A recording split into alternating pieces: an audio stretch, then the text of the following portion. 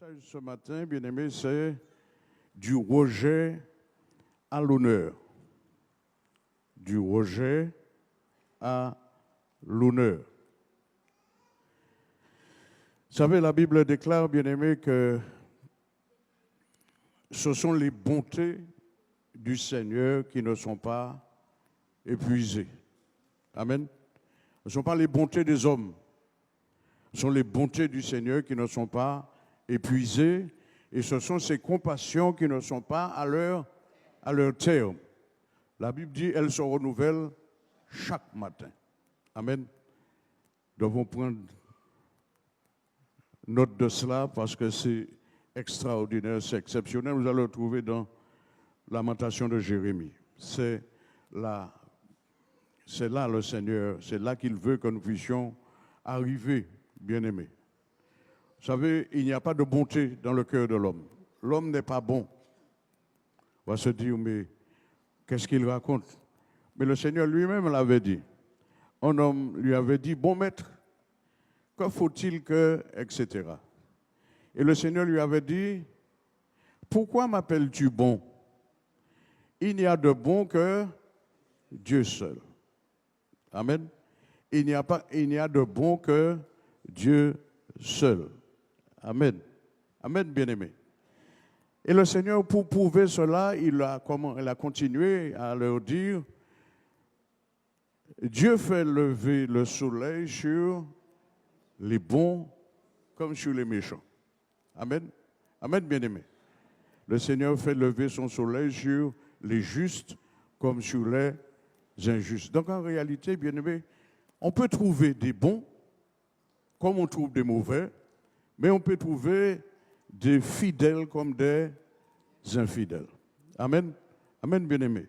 Nous allons voir ce matin qui peut exercer les bontés de l'Éternel.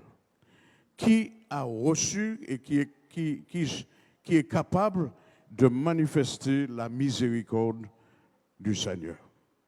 Ce n'est pas donné à tout le monde, bien-aimé. Amen.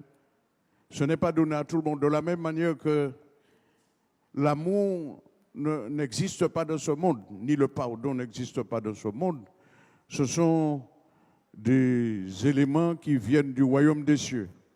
Il en est de même, bien-aimé, pour la bonté. On va dire c'est pas vrai parce qu'il y a des hommes bons. Ce ne sont pas par les actions que nous allons montrer ni prouver que nous sommes bons. Amen. Amen, bien-aimé. Tout le monde peut le faire. Amen. Même les païens le font. Vous avez faim, vous avez soif, vous demandez, il y a de ceux qui vont vous dire non, mais la majeure partie de ceux à qui vous demandez à boire et à manger, ils vous le donnent. Amen. S'agit-il d'une bonté pour autant? Nous allons lire, bien aimé, le titre du message, je disais, c'est du rejet à l'honneur. Nous allons voir ce matin, bien aimé, un homme que le Seigneur a choisi, qu'il a utilisé, un homme qui n'a pas été aimé,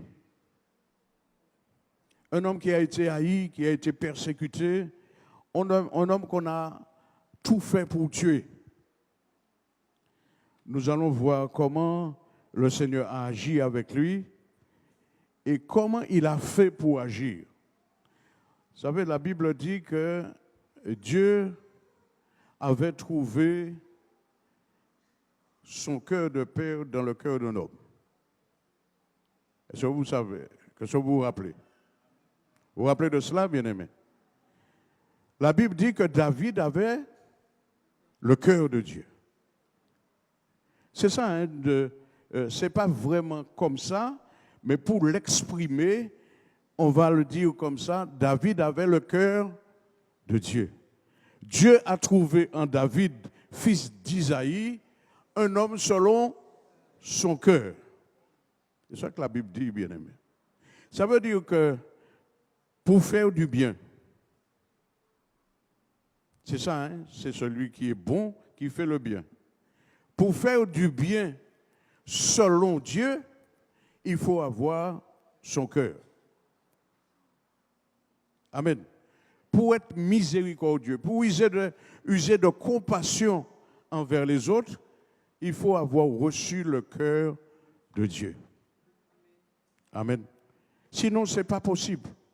Tout ce que nous ferons, si nous ne le faisons pas par rapport au cœur nouveau que nous avons reçu, cela ne servira à rien. Amen. Nous allons faire une lecture, bien-aimée, qui se trouve dans 2 Samuel. On va le faire. Merci Seigneur. 2 Samuel, le chapitre 9. 2 Samuel, chapitre 9. On va le lire du verset 3 à 8. On peut aller plus loin, bien-aimé, pour voir comment la bonté du Seigneur se manifeste dans la vie et dans le cœur de l'homme. 2 Samuel, chapitre 9, à partir du verset 3, il est écrit jusqu'au verset 8. Il s'agit de David, bien-aimé, du roi David, qui parle ici. Il dit, « N'y a-t-il plus personne de la maison de Saül pour que juge envers lui de la bonté de Dieu ?» Et Siba répondit au roi, « Il y a encore un fils à Jonathan, perclus des pieds. » Le roi lui dit, « Où est-il » Et Siba répondit, « Il est dans la maison de Makir, fils d'Amiel, à Lo-debar. » Le roi David l'envoya chercher dans la maison de Makir, fils d'Amiel, à Lo-debar. Et Méphibosheth, fils de Jonathan, fils de Saül, vint auprès de David, tomba sur sa face et se prosterna. David dit, Méphibosheth. Et il répondit, voici ton serviteur. David lui dit, ne crains point, car je veux te faire du bien à cause de Jonathan ton père. Je te rendrai toutes les terres de Saül ton père, et tu mangeras toujours à ma table. Il se prosterna et dit, qu'est-ce ton serviteur pour que tu regardes un chien mort tel que moi?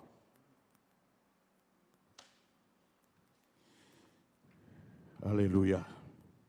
Il s'agit d'une belle histoire, bien-aimé.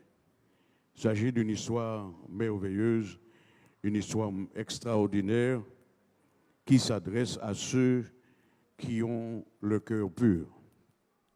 La Bible dit, bien-aimé, que Jonathan, c'était l'ami ou le frère de cœur de David. Ça veut dire que tout ce qu'il faisait, il le savait. Il partageait tout ce qui se faisait, tout ce qui se disait. Il n'avait pas de secret entre eux. Amen, bien-aimé. Il n'avait pas de secret entre eux.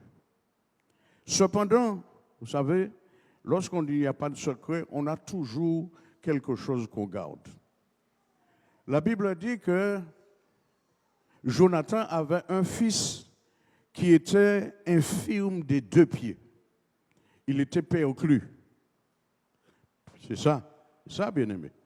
Et quand vous regardez l'histoire, il est dit que lors d'une guerre, la nourrice de Méphibosheth, donc le fils de Jonathan, prit ce fils-là pour partir avec lui, pour le cacher. Et dans sa précipitation, le bébé est tombé. Méphibosheth est tombé entre ses mains et il a eu un problème au niveau des pieds. Ne pouvant pas être soigné, il est resté infirme et toute sa vie, il est resté infirme des 2 pieds, perclus des 2 pieds. La Bible dit, bien-aimé, que nous voyons ici, par rapport à ce que nous avons lu, que est-ce qu'on se pose toutes sortes de questions. Vous savez, Jonathan, c'était le fils du roi. N'est-ce pas, bien-aimé? Le promu au trône, si vous voulez. C'est le fils de Saül, le promu au trône royal. Donc Jonathan, c'était un fils royal. Amen. Donc il y avait dans la maison royale un infirme. Amen, bien-aimé. Et on a donné à ce fils-là, Jonathan a donné à ce fils-là le nom de Méphi-Bochette. Méphi-Bochette signifie la honte. C'est ce que ça signifie, la honte. De la même manière que David signifie béni de Dieu ou élu de Dieu, Méphi-Bochette signifie la honte. Et on ne pouvait pas, bien aimé, le laisser dans la maison du roi. Jonathan ne l'avait pas gardé chez lui. On l'avait emmené à Lo-debar chez un serviteur qui s'appelait Makir. Et Lo-debar se trouvait à 44 kilomètres de Jérusalem, c'est-à-dire du trône royal. On pouvait faire ça en voiture facilement, n'est-ce pas? À l'époque, il n'y avait pas de voiture, bien aimé. À l'époque, il n'y avait pas de voiture. Les gens se déplaçaient tantôt à pied, tantôt à cheval. Quand j'ai vérifié par rapport à cette distance, il fallait 9 jours. Il fallait 9 jours à pied de Lo-debar à Jérusalem. Il fallait 6 jours à cheval de Lo-debar à Jérusalem. Ce qui fait, bien aimé, que on voyait Méphi-Bochette difficilement. Et on n'avait pas intérêt à le voir puisqu'il faisait la honte de la royauté. Donc on l'avait exilé en quelque part. Amen, bien-aimé. Vous savez, nous servons un Seigneur, un Dieu tout-puissant qui voit tout. Il voit le cœur du bon, mais il voit aussi le cœur du méchant. Amen. David ne savait pas que son ami de cœur avait un fils perclus. Il ne savait pas qu'il avait un fils qui faisait la honte de la royauté. Amen, bien-aimé. Mais le Seigneur fait les choses bien. Comme je dis, notre Seigneur est un Dieu bon. Le Seigneur n'a pas voulu qu'on lui dise qu'il est bon.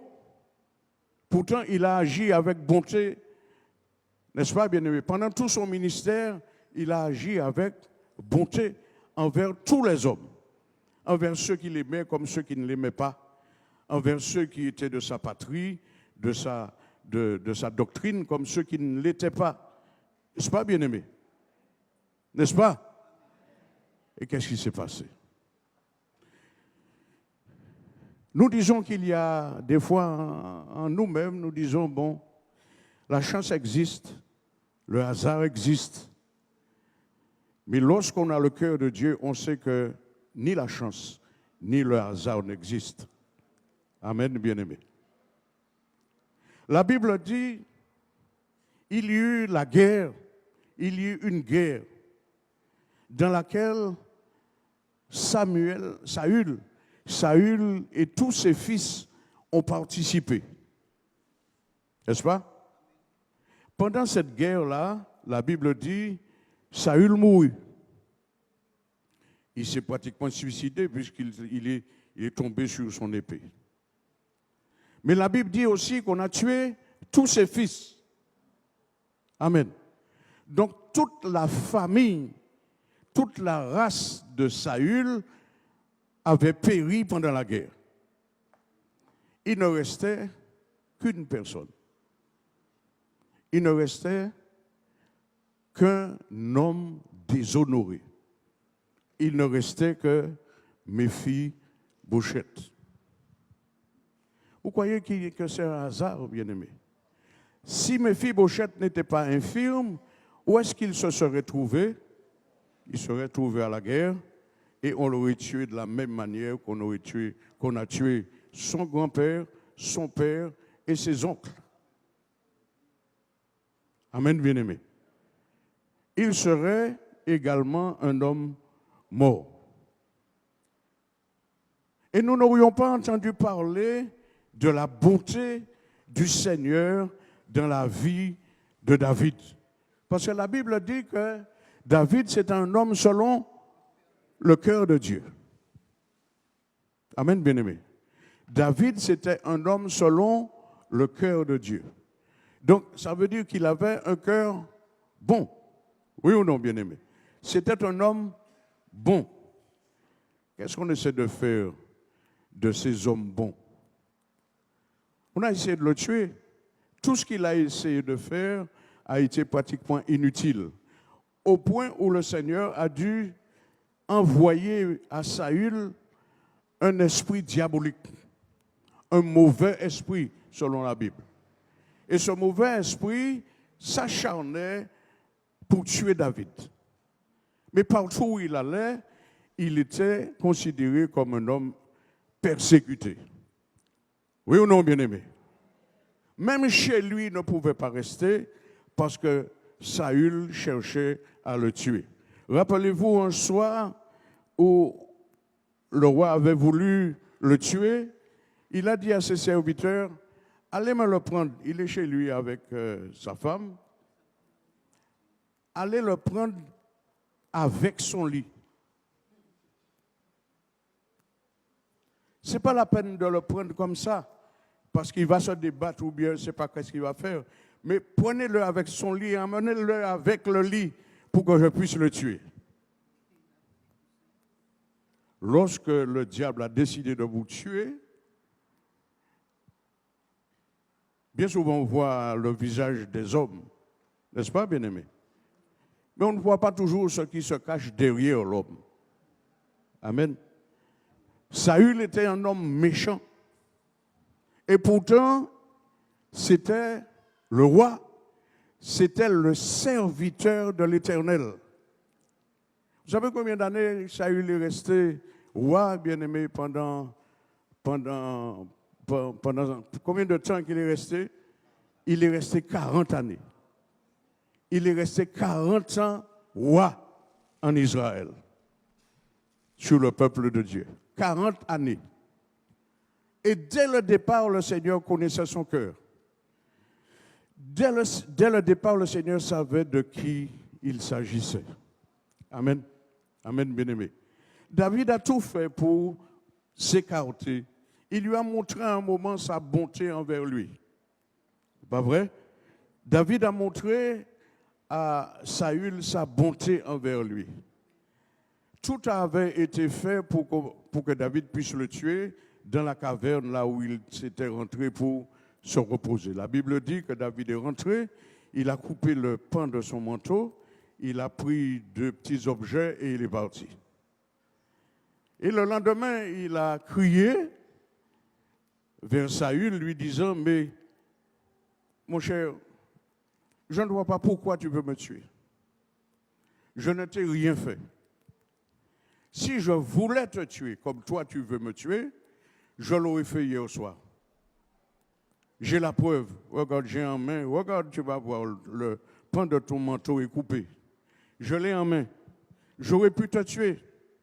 J'avais du monde qui pouvait m'assister. Je ne t'aurais pas seulement tué, j'aurais tué toute ton armée. Il a usé de miséricorde. Sa bonté s'est manifestée envers son ennemi. Amen, bien-aimé. David ne pouvait pas, bien-aimé, faire quoi que ce soit. Le jour où il a voulu le prendre sur son lit, son épouse a masqué quelque chose sur le lit et il a fait David descendre par la fenêtre. Quand on est venu, on a vu qu'il n'était pas là. Dieu use encore de bonté envers nous, bien-aimés. Nous ne savons pas à quoi nous échappons. Amen. Nous ne savons pas à quoi nous échappons. Amen. Amen, bien-aimés. Lorsque David a fait appeler Méphibosheth, quand il est arrivé devant lui, David lui a dit, ne crains rien.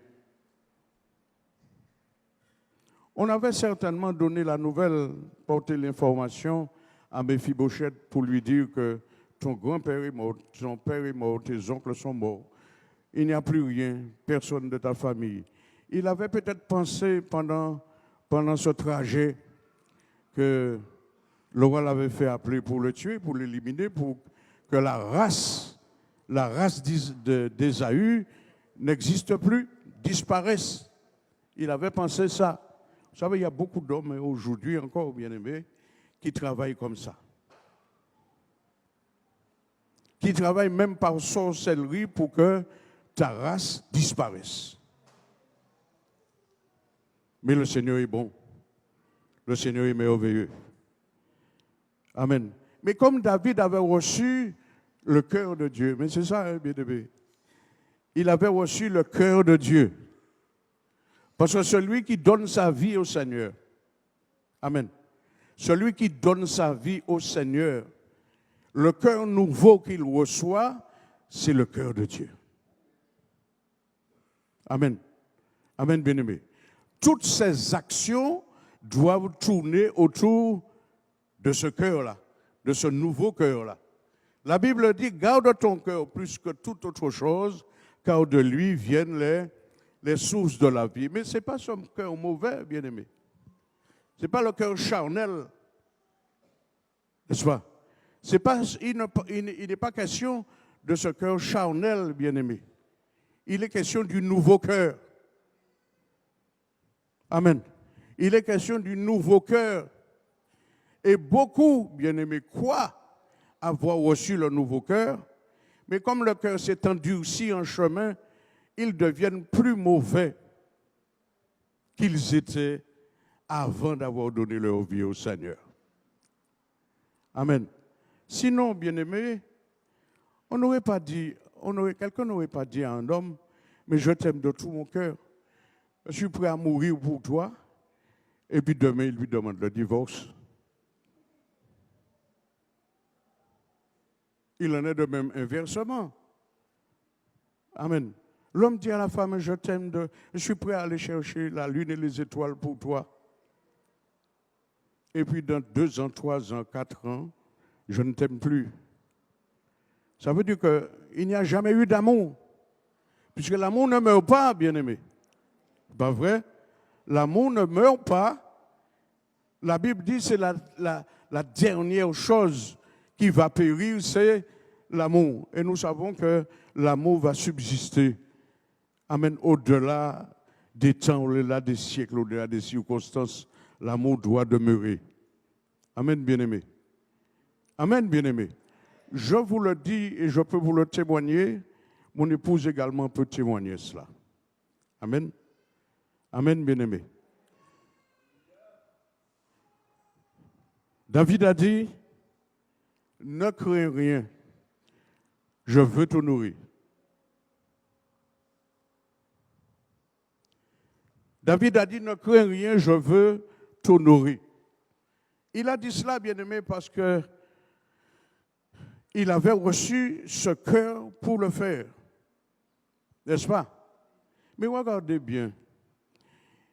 On aurait pu, parce qu'à l'époque, il y avait encore des miracles, bien-aimés. Amen. On faisait des miracles dans l'Ancien Testament. Il y a eu des miracles dans l'Ancien Testament. Oui ou non? David aurait pu lui dire, mon cher, voilà, je veux t'honorer. Maintenant, lève-toi et marche. C'est comme ça aussi, bien-aimé, qu'on peut honorer quelqu'un. Amen. Oui ou non, bien-aimé? Il n'a ni père, ni mère, ni frère, il n'a plus de famille. Il n'a uniquement que Makir qu'il a à charge. Il était à charge de Makir. Et Makir, c'était un juif, c'était le fils de Manassé, mais Makir, il n'avait quoi faire de lui. C'est parce qu'il était le fils de Jonathan, fils du roi, qui s'est occupé de lui. La Bible dit que cet homme qui est venu, cet homme qui a dit à David, il y a encore un homme, un fils de Saül qui mérite d'être honoré. Cet homme s'appelait Siba. Siba était, lui, le serviteur de Jonathan. Et la Bible dit monsieur était à l'aise parce qu'il avait autant de serviteurs que Jonathan. Il était lui le serviteur de Jonathan, mais il avait autant de serviteurs que son maître. Et David lui a dit, eh mon cher, à partir d'aujourd'hui, il a dit à Siba, à partir d'aujourd'hui, c'est toi qui vas travailler pour l'infirme. Toute ta maison va travailler pour lui afin qu'il n'ait plus rien à faire, qu'il n'ait plus rien à s'inquiéter, pour qu'il n'ait pas à s'inquiéter de son avenir, pour savoir ce qu'il va boire et ce qu'il va manger. Et il ajoute déjà, je te le dis, à partir d'aujourd'hui, Méphibosheth, l'infirme qu'on a rejeté, qu'on ne voulait pas voir, il mangera à ma table tous les jours. C'est pas merveilleux, bien-aimé. Amen. Amen. Du rejeté, tu retrouves l'honneur. Amen. Et vous savez, bien-aimé, c'était pas autant de grâce. Méphibosheth n'avait pas besoin d'autant de grâce. Pour lui, c'était bien inutile que le roi fasse tout ça. Pourquoi, bien-aimé? Parce qu'il était déjà habitué à vivre dans cette condition-là. C'est exactement comme cet homme vers qui le Seigneur est allé à la piscine de Bethesda. Quand il est arrivé à la piscine, le Seigneur lui a dit, veux-tu être guéri? Il a dit, mais Seigneur, comment c'est possible? Pour lui, mais ce n'est pas possible. Ne sachant pas déjà qui est le Seigneur. Il a dit, mais ce n'est pas possible. Tu me demandes, est-ce que je veux être guéri? Mais moi, je vois que c'est impossible. Dans mon état, quand je veux aller, quelqu'un d'autre va avant moi. Quelqu'un tombe avant moi, puisque on ne sait pas à quel moment l'eau est agitée. Amen. Et la Bible dit, le premier qui tombait, il était guéri. Quelle que fût sa maladie. Donc il fallait pratiquement un attroupement autour de la piscine. N'est-ce pas, bien-aimé? Il fallait que l'on soit également en mesure de au moins se tenir en place pour tomber dans la piscine. N'est-ce pas, bien-aimé? Si tu es infirme, comment tu vas faire ça? Il faut que quelqu'un te jette dans la piscine, te pousse dans la piscine. Il a dit, mais je n'ai personne pour me jeter dans la piscine. Donc, qu'est-ce qui s'est passé, bien-aimé? Qu'est-ce qui s'était passé? Cet homme-là avait résolu de mourir comme il était. Il y a des résolutions que nous devons prendre, bien-aimés. Si nous voulons que notre état change, il y a des résolutions que nous devons prendre. Méphibosheth avait décidé de vivre comme ça. Vous savez, la Bible ne parle pas de sa femme, mais il avait une femme et il avait un enfant qui s'appelait Mika. Malgré son il était infirme de 2 pieds, mais la Bible ne dit pas qu'il était infirme ailleurs. Amen, bien-aimé. La Bible ne dit pas qu'il était infirme ailleurs. Aujourd'hui, combien d'infirmes vivent avec des femmes ou des hommes en bonne santé? Et ils ont des enfants. Amen. Amen, bien-aimé. Donc, Méphibosheth avait résolu de vivre, de passer sa vie comme il était. Amen. Et c'était encore plus avantageux pour lui parce qu'il se trouvait seul. Amen. Lorsque le roi lui a dit, je te rétablis, c'est une restauration, bien aimé, complète. Non seulement restauration par rapport à ses biens, mais restauration aussi par rapport à son être lui-même, par rapport à son état moral, son état psychique, psychologique. Il a été rétabli complètement. Amen. Amen. Il a été honoré d'un seul coup. Ce qu'il n'aurait jamais eu s'il était en bonne santé. Amen. Je voudrais ce matin, bien-aimés, nous dire à chacun de tout faire. Faisons tout pour ne pas mépriser nos enfants, ni les enfants des autres qui sont infirmes, qui sont malades, qui sont handicapés. Ne les méprisons pas parce que Dieu les voit. Amen. Dieu a les yeux fixés sur eux. Amen, bien-aimés. Ne méprisons pas nos enfants parce qu'en quelque part, nous voyons qu'ils ne veulent rien faire. Ils ont peut-être tout essayé, mais ils n'arrivent pas dans la vie. Ne les méprisons pas. Restons, si nous avons l'habitude de prier, de jeûner, restons dans le jeûne et dans la prière afin que le Seigneur, au temps convenable, comme ça a été fait pour ça, le Seigneur fera ce qui est convenable pour eux. Amen. Amen, bien-aimés. On a dû à l'époque prier pour ce jeune homme. Si vous regardez bien l'histoire, il est dit que personne ne pouvait prendre soin de lui. À l'époque, il n'y avait pas autant de possibilités médicales comme aujourd'hui. Amen, bien-aimés. Peut-être qu'on aurait pu l'opérer. Peut-être que ce n'était pas grand-chose qu'il avait. Vous vous rendez compte, un enfant tombe de la main de sa nourrice, il fait 2 entorses et il devient paralysé d'un seul coup. Aujourd'hui, on a la possibilité de casser les pieds, casser la jambe, réparer. On a la possibilité de tout faire, n'est-ce pas, bien-aimé? Mais à l'époque, on ne pouvait pas faire ça. Et même si aujourd'hui on a la possibilité de le faire, ne méprisons pas celui qui n'arrive pas. Ne méprisons pas celui qui peut, qui ne peut pas. Amen. Amen, bien-aimé. Nous avons vu, bien-aimé, comment le Seigneur a utilisé. Et pourquoi la Bible dit qu'il avait un cœur selon le cœur de Dieu? Celui qui a le cœur selon le cœur de Dieu, il n'est pas forcément un innocent dans tout. N'est-ce pas, bien-aimé?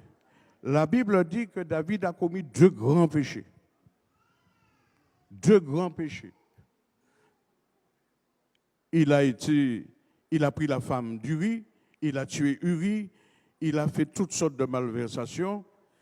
Il y a eu, lors de ce péché-là, il y a eu la mort d'Uri et la mort de son fils avec Bathsheba.